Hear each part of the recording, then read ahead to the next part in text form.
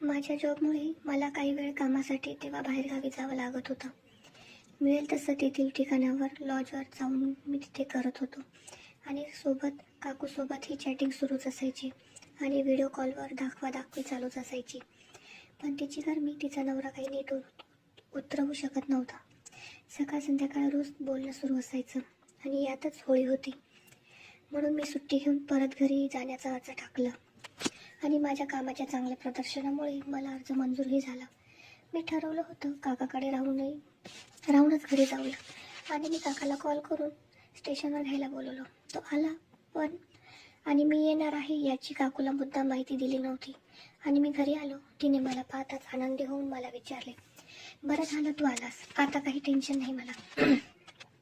मी थोड्या विचारात पडलो, ही असं का म्हणते, आणि विचारलं की का, कसलं टेन्शन आहे का घरात, काका काय मग झाले. तर काका बोलला की अरे काही वाईट बातमी नाही आहे, पण माझ्या मित्राचं लग्न असल्याने त्याला कामाची गडबड आहे म्हणून तो आज रात्री ते गावी जाणार आहेत हे सांगितलं आणि सोबत 2 मुलांपैकी एकाला घेऊन जाणार आहे आणि एक तिथेच राहणार आहे. मी म्हटलं एवढंच होय. मग तो बोलला की आता तू आहेसच काही दिवस तर राहा, मला की काही टेन्शन नाही राहणार. पण इकडे तर मनात उकळ्या फुटत होत्या की हा कधी जातोय. तेवढ्यात काकू बोलली की जावा पनीर घेऊन या, आज हा पण आलाय आणि तुम्ही जेवण करूनच जा. काका गेला तर काकू बोलली घे आंघोळ करून, मी स्वयंपाकाला जाते आणि मी आंघोळ करून आलो. काकू किचनमध्ये होती. मागून तिला साडीत फिगरबाज बघून बाबूराव जागा झाला होता. मी मागून जाऊन तिच्या कमरेत हात ठेवला, न खांद्यावर किस करत मानेपर्यंत आलो. तिने मादक आवाजात काढलं आणि मला थांबवत बोलली की मला सहन नाही होते रे जान, किती दिवस सहन केलंय मी, बरं झालं तू आलास आता, रात्रीपर्यंत धीर धर, हे गेले की बघतेस तुला, असं प्रेमळ रागात बोलली. काकाला यायला साधारण 15 मिनिट लागले आणि सविस्तर जेवण करून झालं आणि काका निघाला. त्याला जायला गाडी होती त्यामुळे कुठे सोडायला जायचा प्रश्न नव्हता आणि काका दारातून बाहेर पडला तसे आम्ही गॅलरीमध्ये येऊन काकाला जाताना पाहू लागलो व काकू शेजारीच उभी होती. खाली बघत असताना तिच्यावर एक जोरात चापट मारली आणि ओरडली आणि तसंच तिला मागून दाबून धरला होता. इकडे काका बाय करत होता आणि दुसरीकडे मी तिच्या पाठीवर ब्लाऊजच्या हात घालत होतो आणि काका गेला. आम्ही दोघे घरात आलो.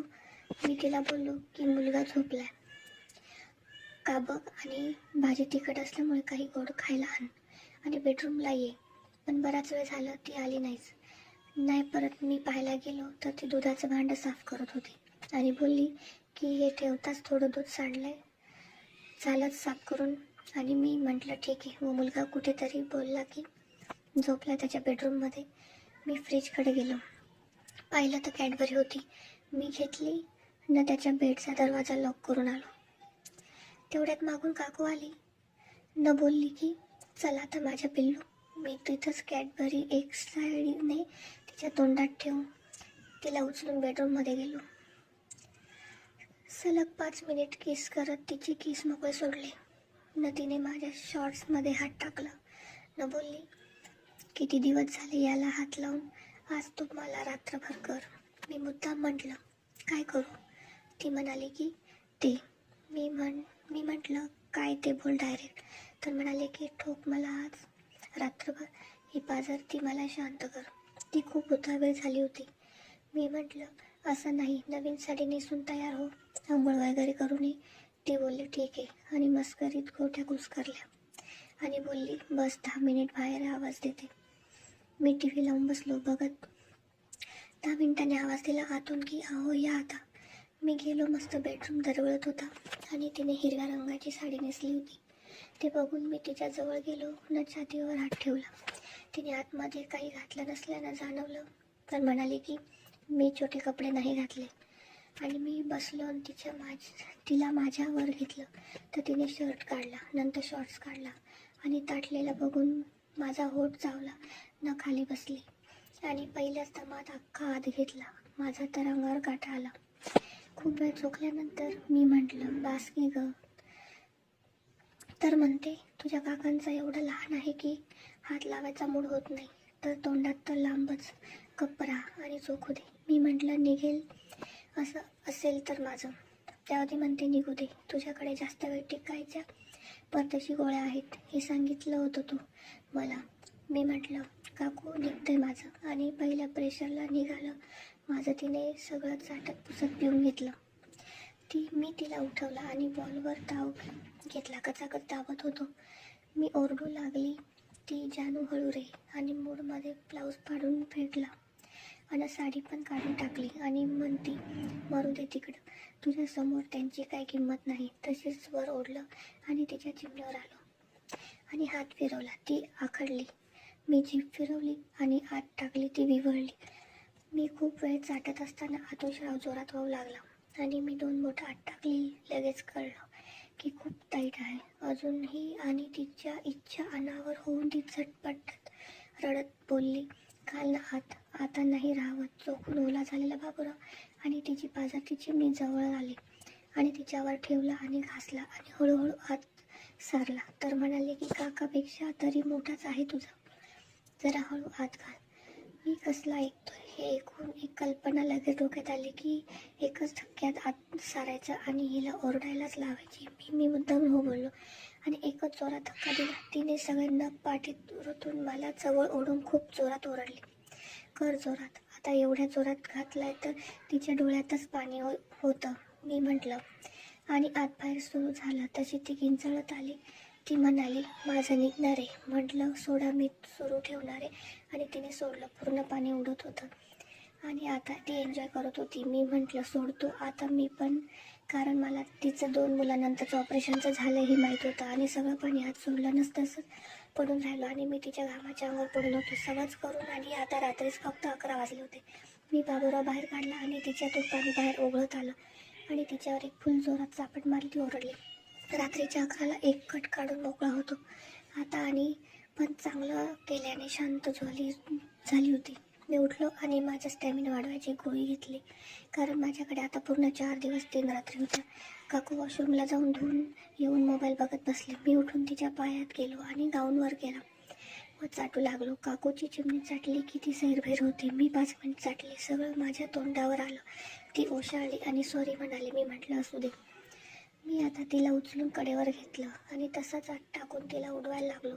सलग 25 मिनिट मशीनसारखी ओरडत कडेवर ठोकली होती तिला, आणि ती म्हटलं माझं निघणार आहे. म्हटलं सोड की मग. आणि मी गरम फील आला. मला माहीत माझं पाणी निघालं होतं आणि मी प्रवास करून असल्याने मी रात्री 2 कटर भागवली होती. बाकी उद्या सकाळीपासून सुरुवात करूनच म्हटलं. आणि आम्ही दोघंही नाकडे झोपलो होतो. 9ला जाग आली आणि काकू किचनमध्ये होती. कामवाली बाई आली होती आणि तिचं काम ते संपत आलं होतं. मग मीही तोवर आंघोळ आणि नाश्ता दोन्ही उरकून बसलो होतो. कामवाल्या बाईचं काम झालं आणि ती गेली. काकू मागून दार लावायला गेली आणि परत आत जाताना तिचं पदर ओढला आणि साडी फेकली. पण मला सुहागरात्र अनुभवायची इच्छा होती. मी तिला म्हटलं काकू तयार हो ना, मस्त साडी वगैरे नेसून. तर बोलली नको.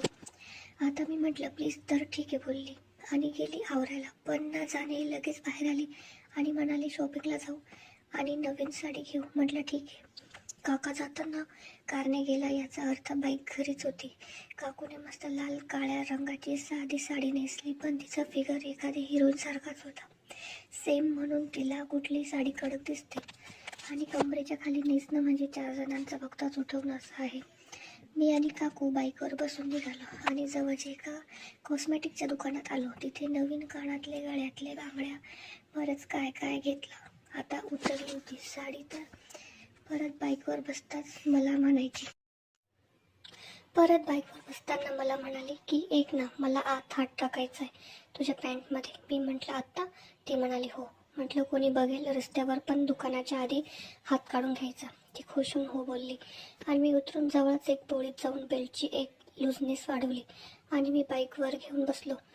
तिने पोटावर हात फिरवत आली आणि हळूहळू त्याला कुरवाळू लागली. मला कसं तरी होत होतं आणि दुकान अंदाजे 4 किलोमीटर लांब होतं. तसं तिने मागून कान चावला आणि त्याच्या टोकाने अंगठ्याने मऊपणे मसाज करत होती आणि मी आवाज दिला काकू गाडीवर करू का तुला आता? ती म्हणाली नको, आता दुकान आलंय जवळ, आणि हात काढून घेतला. आता दुकानात जायचं. ती म्हणाली फार प्रकारच्या साड्या आहेत माझ्याकडे, शिफॉनची दाखवा. तीच नाही आहे तेवढी. आणि 3,000ची एक साडी पसंत पडली आणि आम्ही परत घरी आलो. खूप गरम झालं होतं तर आम्ही दोघांनीही एकत्र आंघोळ केली, पण फक्त तिला किस करत आणि बोट घालून, कारण आता करायचं होतं. तर तिला विचारलं की किती वेळ लागेल, तर इथेच थांब, तुझ्यासमोर सगळं रेडी होते. ठीक आहे बोललो आणि बाहेर आलो. तिने अंग पुसलं आणि केस स्ट्रेटनरने सुकवले आणि अख्खी नाकडी होती ती माझ्या पुढे. मी मोबाईलमध्ये व्हिडिओ काढू लागलो आणि आतल्या कपड्यांची जोड घालायला घेतली तर मी नको म्हटलं आणि तिने परकर साडी घेतली आणि म्हणली बघतोय काय, ब्लाऊज घालायला ये. आणि मी ब्लाऊज घातला आणि बॉल दाबू लागलो. तेवढ्यात साडी पण झाली नेसून आणि मेकअप करू लागली. आता ती पूर्ण तयार होती आणि chocolate printed chiffon sari, fit blouse, नवीन बांगड्या, कानातले सगळं घालून रेडी होती. आम्ही काही फोटो काढले आणि बॉल दाबताना साडीत खालून हात घातला, होठ चावतात असे सुंदर फोटो काढले. आता आम्ही दोघे जवळ आलो आणि ती माझ्या मांडीवर बसली आणि होठावर ओठ, तो स्ट्रॉबेरी फ्लेवर, पण आज तिचे होठ सोडूच वाटत नव्हते. आणि खूप वेळ किस केल्यानंतर तिने पण माझा शर्ट काढला, पॅन्ट काढली आणि हलवू लागली. खरं तर तिचा अवतार बघूनच उठला होता. माझा आणि जरा जास्तच कडक झाला होता नेहमीपेक्षा. हलवाहलवी सुरू असताना मी बॉल दाबू लागलो. मला तिचे फिगरवाले बॉल आवडतात आणि गळ आलेले पण नाही आहेत ते काहीच. आणि मी तिची साडीवर केली आणि तोंडावर बसवली आणि चाटताना ती तोंडावर पिंकी घासायची जोरात, तशीच मागे सरकली आणि मी तिच्या गळ्यातलं काढलं आणि केसांचा क्लिप काढला. मादक दिसत होती. आता बांगड्या काढणार होतो पण ती म्हणाली नको. मी म्हटलं तुटतील त्या, ती जाऊ दे म्हणत राहू दिल्या. मी आता पदर काढला आणि गोरी क्लीन छाती समोर होती. मी हात फिरवत एक एक हुक काढला आणि 2 आंब्यांनी मोकळा श्वास घेतला. साडी काढली आणि परकर पण काढला. एक सुंदर बॉलिवूडची हिरोईन होती असं वाटत होतं. प्लस तिच्या भरगच्च बांगड्यांचा बाबूराव तणवणारा आवाज मूड गरम करत होता. चॉकलेटची वेळ माझ्या मनात खाली जाऊन माझ्या तोंडात घेऊ लागली आणि मी तिचे केस एकत्र करून कपाकप तोंडाने तिला करत होतो. सलग 10 मिनिट असं झाल्यानंतर मी तिला बेडवर फेकले आणि तिच्या पायात आलो आणि तिच्या पिंकीवर घासत होतो. तेव्हाच मुस्कडीत मारली आणि म्हणाले तडफडते तुझी बायको तुझ्यासमोर, उड तिच्यावर आणि करता करता गेली तरी चालेल पण कर लवकर. नशा दिसत होती तिच्या ह्या वागण्यात आणि डोळ्यात. मी पण लाडी रागात जोरात पहिला दणका दिला की बेड भिंतीला जोरात आपटला आणि तिचा आवाज नुसता रफ करणं सुरू होतं. कचा आवाज येत होता बेडचा आणि दुसरा हात राक्षस सारखा बॉल पिळत होता. तिला आता हे सहन होत नव्हतं आणि ती हात काढत होती माझा. तिचे हात पकडून बेडवर आपटले आणि काही बांगड्या तुटल्या तरी तिच्यावर ओढत होतो मी. उलटी केली आणि पोटावर झोपवली तिला आणि मागून हात घातला आणि तिच्या खांद्यावर पकडून स्पीडने करणे सुरू केले. तिचं किंचाळणं खूप जास्त होतं आणि अशी आंटी करायला मिळणं म्हणजे भारीच होतं. मी सलग 40 मिनिट अशी ठोकेपर्यंत तिचं 4 वेळा पाणी निघून पचपच आवाज सुरू होता. आता माझं निघणार होतं. अजून स्पीड वाढवला होता. मी खूप बक्षून सारखं खात होतो. मी तिला तिचे केस सोडून मानेवर चावत तिच्या उजव्या गालावर एक जोरात ओढले आणि माझं सगळं गरम पाणी तिच्या आत खाली केलं आणि पडून आत ठेवून म्हटलं मी सॉरी काकू, मारलं मी. लागलं असेल ना तुला काकू, करतोस का मस्करी, पण आज बरं वाटलं मला. पहिल्यांदा अशी मोकळीक झाली मी आताच राहू दे माझा आता काकू, तुझी बायको आहे, हवं तसं कर, काय करायचं ते कर.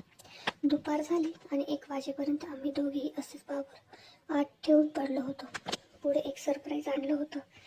मी ते करण्यासाठी काय आणि कसं केलं हे बघण्यासाठी पुढील भागात सांगते.